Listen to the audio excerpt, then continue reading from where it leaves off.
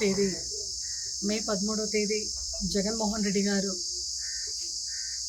అమరవీరుడైన అగ్నివీర్ మురళీ నాయక్ కుటుంబాన్ని పరామర్శిస్తూ జ్యోతిబాయి గారికి అలాగే శ్రీరామ్ నాయక్ గారికి కూడా మీ ఇంట్లో పెద్ద కొడుకుగా నేను ఉంటాను అన్న భరోసా ఇస్తూ ఈరోజు ఆ కుటుంబాన్ని ఆదుకుంటూ 25 లక్షల చెక్కు కూడా ఇవ్వడం జరిగింది.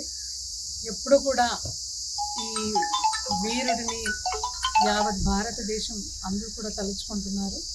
ఉగ్రవాది దాడిలో తన ప్రాణాన్ని అర్పిస్తూ ప్రజల్ని దేశంని రక్షించిన అమరవీరుడు మురళీ నాయక్ వాళ్ళ సాహసాన్ని ఆయన దేశభక్తిని ఎల్లప్పుడూ కూడా మేము గుర్తుపెట్టుకుంటాం. ఇంకా రాబోయే రోజుల్లో కూడా ఈ కుటుంబానికి ఖచ్చితంగా మేము వైఎస్ఆర్సీపీ పార్టీ అలాగే మన కేడర్ లీడర్స్ మళ్ళా జగన్మోహన్ రెడ్డి గారి ఆశీస్సులు ఎల్లప్పుడూ కూడా ఉంటుంది అని మీ అందరూ కూడా సమయంగా చెప్పుకుంటూ మురళీ నాయక్ గారు చనిపోయినారు అని తెలిసిన వెంటనే ప్రప్రథమంగా పరామర్శిస్తూ జగన్మోహన్ రెడ్డి గారు నేను మీ ఇంటికి వస్తాను పరామర్శిస్తాను అని చెప్తున్నారు.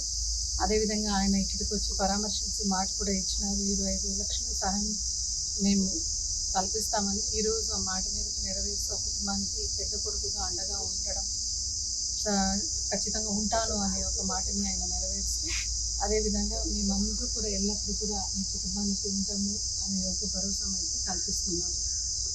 వందే వందే అమర్ హై అమర్ హై అమర్ హై అమర్ హై వందే మాతరం. బలో భారత్ మాతా కీ జై.